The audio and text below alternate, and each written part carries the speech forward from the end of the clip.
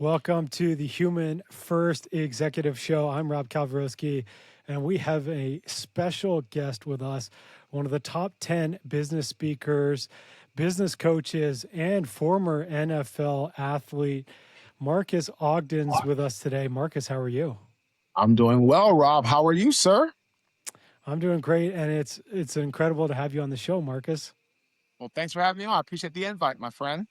Now, Marques, for folks who might be new to you, can you tell us a little bit about your journey post NFL? Obviously, folks, if you're watching it on YouTube, they can see your Ravens jersey in the background now. I think the most interesting part about you is your journey post NFL to where you are today. So can you share that story with us? Sure. So after the NFL, Rob, I retired, moving back home, back to the Baltimore area. I'm from Washington, D.C. originally. Moved back to Baltimore. Things were going well, but I was struggling to find my next passion, my next career. Football was amazing, but I hadn't done much about what am I going to do after the game. So I ended up finally, after 6 months of alcohol addiction, painkiller addiction, other issues, gambling, all these other things, I finally got into construction. And I started with a small concrete contracting company called Caden Premier Enterprises. Caden was started out as a small concrete contractor. And by the beginning of our third year, Rob, we were the largest African American owned subcontracting company in the city of Baltimore and the state of Maryland for 2 years. We were doing phenomenal in earthwork, site work, demo, utilities, grading, you name it. In that package, Rob, we did it. We could bond jobs, we could excel, we could do all these things. But unfortunately, Rob, as the company grew, my ego got gargantuan, it got out of control. And I tell people, when your ego, which is DNA in all of us, gets bigger and more boastful than the good part of your soul, you're screwed. And that's what happened to me, Rob. And I ended up making some mistakes on a project, thinking I was invincible. Nothing could happen to me. Nobody would ever hurt me. Nobody would dare put me out of business. How dare them think they could do that? Well, it happened in 2012. I had a snag on a job and I ended up going completely bankrupt because I spent close to $3 million of my money to fix a project in about a 90-day period. And when I did that, right, Robin, I finished all the extra work that was not signed for, no signed change order. The developer, the general contract denied my change order. The bank shut me down in December of 2012. Beginning of 2013, Rob, I'm bankrupt. I'm broke. April 2013, I have to leave Baltimore. My home gets foreclosed on. I get to Raleigh, North Carolina. Both cars get repossessed in the same day. I have no money except for $400 to my name. I have no credit cards, no resources. I did have a career. I had a job lined up with a major financial company. I was there for about 2 months. I got fired. And after that, Rob, I went to a construction company the next day, got fired from that job 5 days later. So I was fired twice in the same week. I took a job as a custodian for $8.25 per hour, along with training kids in private football training lessons to keep a roof over me and my family's head. And I ended up finally, and needingly so, hitting rock bottom into September when I was taking the trash out on my shift and someone's nasty, rotten, horrible, protruding garbage, rotten meat, right, Rob, got all over me. And that was my wake up call. That was my biggest and my main rock bottom moment. But one of my favorite quotes, Rob, is from J.K. Rowling, who wrote the Harry Potter series. Rock bottom is the moment that rebuilt my life. So after hitting rock bottom, I made the decision to start speaking in September 2013, and my journey began at that moment. after hitting complete rock bottom as a custodian on my ship, doing what I always did, throwing the trash out, but I wasn't paying attention, wasn't being cognizant. And that's when somebody's trash got all over me. And again, the worst and the best moment of my life. Now, Marques, of course, now you host Get Authentic with Marques Ogden, one of the top podcasts in the world. Can you tell us what led you to that moment of authenticity? Fantastic question, Rob. So I started Get Authentic with Marques Ogden after I ended up moving on. I had another podcast with another co-host, The Lev and Marcus Show. And we were doing very well, but we couldn't agree on some things. We didn't see eye to eye on some things. So we agreed to mutually part ways. And to be honest, Rob, and authentic Rob, I was burnt out. I was like, my God, that was so much time invested and all this and all that. And I don't run a podcast again. But one of my really great friends, Mr. Gus Farrat, former NFL quarterback, was an amazing mentor to me, great friend to me, said, Marcus, you need to start up another podcast. We have an NFL alumni podcast network forming. You should be part of it and you need to create a show. I told him no, Rob, 4 times. No, no, no, no. And finally, the 5th time he asked me, I said, Gus, you're not going away, are you? I said, fine, I'll start the podcast. And what happened is, right, Rob, I was tired of not everybody. I was tired, Rob, of some people putting on social media, their entire life is nothing but perfection. That they have the nicest house, the nicest car, all this money, private planes, yada, yada, yada. And that their life is completely and without a doubt perfect. I'm like, but that's not real. We all have a struggle. We all have a hardship. We all have tough days. And so what happens, I said, oh, I'm so tired of people not being real or not being genuine, not being authentic. I said, oh, how about that? How about we try Get Authentic with Marques Ogden? We launched in June of 2022. And since then, we're almost at about 800 episodes published. And we're heard in over 150 countries around the world. And we average about 400 to 500,000 downloads approximately every 4 or so weeks. So we're very fortunate at this time, Rob, that people find immense value in our show. But that's where it came from, wanting to talk about the other side of life, the realness, the rawness, and the vulnerability. Because in reality, Rob, I feel when you're vulnerable, that is your greatest superpower, in my opinion. I think you're touching on something that's super real here, Marcus, which is you mentioned the ego and the control, and then the needing for that rebuilding moment or the rock bottom moment to rebuild yourself up in an authentic way. Like, what was that rebuilding process like for you, and how do you define yourself now? The rebuilding process for me, Rob, really started at the bottom. When I started speaking, I didn't know anybody. I didn't know my butt from first base. I had no experience in it. I had no real understanding of how to bring value to people. One of my favorite people who I know personally is Bob Burr, the co-author of the Go Giver series with John David Mann. The number one rule in their awesome book is the law of value.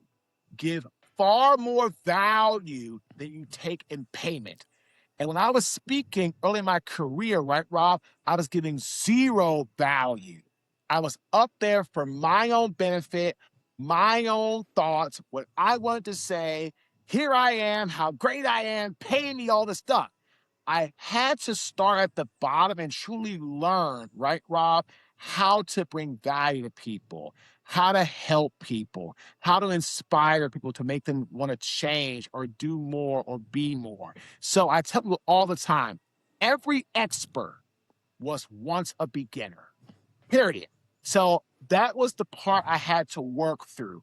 And today I define fulfillment, joy, prosperity, you call it success, by how our clients are doing. Are our clients hitting and or exceeding their goals? Are our clients maximizing their opportunities to grow their business, be a better leader, be a better speaker, get more visibility, connect with who they want to connect with, right, Rob? So our true success is determined by the people that we serve. If they're fulfilled, then we are fulfilled. If they're not, then it's our job to fix it, to help them become and or reach their targeted destination and beyond. I love that so much. Now, Marcus, what's your biggest goal that you're working on in 2026 and beyond? We're really working on streamlining our content to grow our YouTube channel, grow our TikTok, and really truly take the full opportunity, right, Rob, to utilize all of our assets to help as many people as possible. Our podcast, going on podcasts, our Marques Ogden app, our online courses, our inner game community that we have where we help people reach their next level, the scale room, our other podcast, the Inner Game podcast, trying to help as many people as I can through our other podcast, the Jaguar Squad Show, where we try to help people talk about the NFL, the Jaguars, how business relates to sports, how sports and life have lots of synonymous. And we're focusing on really utilizing, right, Rob, all of our tangible and intangible assets to reach as many people as possible to help, right, Rob, as many people as possible. With the chaos that's happening in the world, where are the opportunities for people and how should people go about finding them for themselves? People have to look within inside themselves, Rob. People have to stop chasing external validation. People have to stop chasing the atta girl, atta boy syndrome. People have to stop chasing getting other people to approve or getting their approval. They have to learn to look with inside themselves. When you look with inside yourself, right, Rob, you'll be so surprised how courageous you are, how strong you are, how talented you are. But you have to learn to be your biggest supporter. One of my favorite people to quote in our work as a speaker is Bruce Lee. One of my favorite quotes from Bruce Lee: never tell your mind negative thoughts in a joking manner. Your body cannot dissimulate the difference. Words cast spells. That's why it's called spelling. Talk to yourself positively and choose to do so wisely. Bruce Lee. This is where people have to stop looking for other people outside of themselves to make them feel joy, feel peace, feel serenity. Learn to look from within inside yourself first. Because again, right, Rob, you'll be so amazed if you just give yourself the opportunity to show yourself you truly can do it. That's the Inner Game podcast right there. We should just like clip that last minute. Marcus, where do people start when they start looking inside? They have to start, Rob, this is a great question, with their true passion. Perfect example. When I started K Premier Enterprises, right, Rob, I started it for the exact wrong reason. I started catering to make money, a ton of it. And unfortunately, Rob, I made a ton of it. I was so well off. I was so fiscally okay and so comfortable. But in reality, Rob, my passion was never construction. My passion was never that business. And what happened is, right, Rob, when all that success came my way, I was not ready for it. I was not prepared to endure it. I was not ready to handle it. And as a result of that, right, Rob, I lost everything that I owned. Not just that money, But everything else, home, cars, savings, nest egg, you name it, Rob, it was gone. When I got to Raleigh, $400. I'm not talking about $400 plus retirement or $400 plus a stock account, $400 plus a 401k. No, no. $400, period. So again, like I tell people, learn to find inside yourself your true passion and or something that you enjoy, that you have some sort of understanding of it and some skill in it, but also, right, Rob, have the attributes to see it through. Because if you have skills in something, that's great. But if you have skills and you have more attributes than skills, you will always see it through. Take me with speaking. Didn't get a paid job for 2.5 years, right, Rob? Not one. But I always had more grit or determination, which is tattooed on my left forearm, or perseverance, which is tattooed on my right forearm. I had more perseverance than the skills needed to be a speaker, which is why, Rob, I never burnt out. Anytime you have more attributes than skills, or have more inner fire than exterior ability, you'll always see it through. If you have great skills, but no inner fire for it, the minute life gets hard, or that job or that career gets hard, more likely than not, you will fold because you don't want to do it. But you have more attributes, more inner fire than exterior skills. No matter how hard it gets, no matter how it seems insurmountable, not possible, you'll just keep going.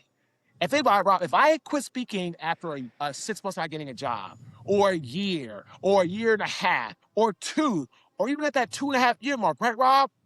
Where would I be today? And to tell you what, authentically, I don't even want to tell you because really, I have no idea.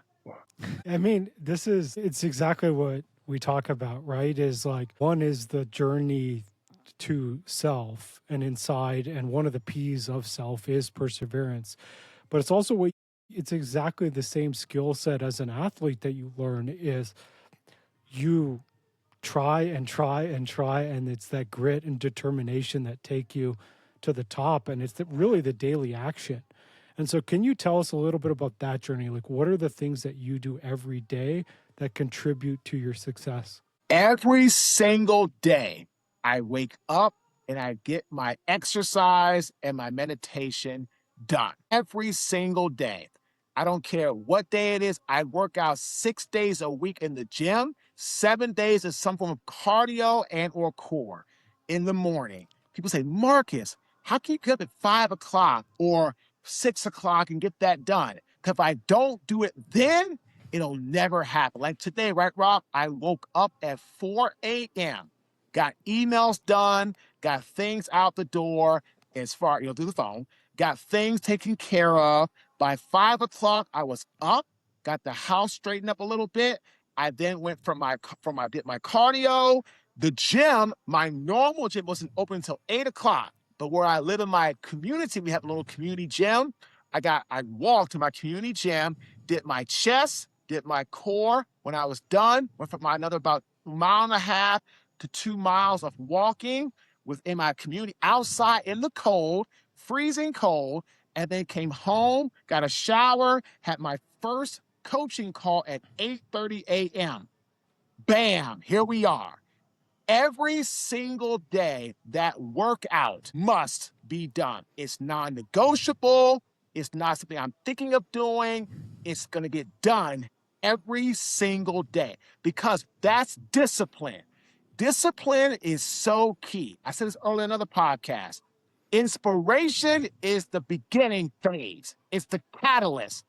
Discipline keeps it self-sustaining and thriving no matter what conditions you endure. We're so alike, Marcus. It's crazy. It's like I also wake up at wildly early, and I also work out every morning. But when you're done, Yeah. right, Rob, you feel so much better. When I'm done with the gym and my core and my cardio, I'm like, Okay, it sucked getting out of that warm bed. It sucked having to get dressed, and you're stiff. And my age, your age, we get stiff, and your body hurts, and all this other stuff. And your hip is messed up. You gotta get the clothes on. You know what though? I get it done. Don't complain. And when it's done, it's done. Now the next part of my day can begin. If the gym doesn't get done, the rest of my day will go right downhill. It's getting on that right foot. Folks, Marques has got to jump here. He's got another call. So we got to get out there. So wherever you're listening to this show, you can just search Get Authentic with Marques Ogden, hit subscribe.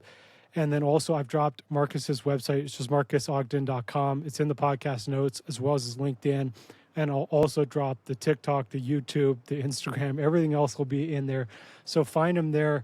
Marques, is there anything you want to leave our folks with today? You know what I'm going to say, man? Great quote by Aristotle, okay? It is so simple, but it's so powerful. In times of extreme darkness, focus on the light.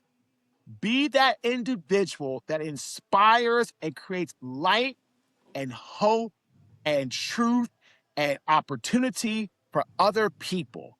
Be that light to help people, because a lot of times the people who are in extreme darkness, they can't see opportunity. They can't see this or that. They don't see what's possible for them to achieve because there's so much hardship, so much darkness, so much despair.